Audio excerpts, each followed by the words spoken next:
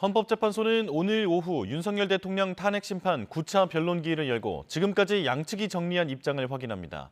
윤 대통령은 이전과 달리 오늘 출석 여부를 고민해왔지만 결국 변론에 나오기로 했는데요. 자세한 내용 취재기자 연결해 알아보겠습니다. 송지인 기자. 네, 헌법재판소입니다. 네, 오늘 윤 대통령 결국 출석하기로 결정한 거죠? 네, 맞습니다. 윤 대통령 측 대리인단은 조금 전 YTN에 윤 대통령이 오후에 열리는 9차 변론기일에 출석한다고 밝혀왔습니다. 어제 저녁 YTN 취재진의 문의에는 헌재의 일정이 확정되지 않지 않았느냐며 출석 여부는 미정 상태, 그러니까 논의 중인 상황이라고 답했는데요.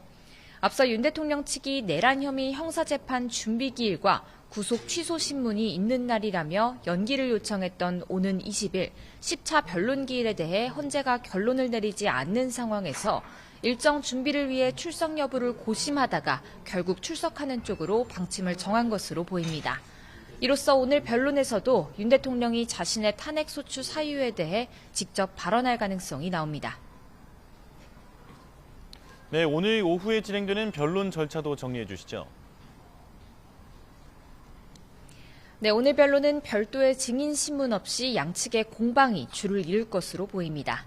이제까지 채택됐지만 변론에서 다루지 못했던 영상 또 서면 증거들을 양측이 설명하고 탄핵 소추 사유와 관련해 주장을 정리할 예정입니다. 양측에 주어진 시간은 각각 2시간으로 국회 측은 윤 대통령이 계엄으로 중대한 헌법과 법률 위반을 저질렀다고 역설할 것으로 보이고요. 반면 윤 대통령 측은 계엄 선포의 정당성과 경고 차원의 의도를 강조하면서 파면에 이를 만큼 중대한 사유일 수 없다고 주장할 전망입니다. 오늘 변론에서는 앞서 말씀드린 오는 20일 10차 변론기일의 변경 여부도 고지될 수 있습니다. 헌법재판소 주변은 오늘도 경비가 강화됐습니까? 네, 그렇습니다. 오늘 변론은 오후로 잡혔지만 윤 대통령 지지자의 모습도 벌써 볼 수 있었습니다. 혹시 모를 상황에 대비해 이곳 헌재 주변 도로에는 경찰 버스가 차벽을 이룬 상태고요. 이른 아침부터 경력도 투입됐습니다.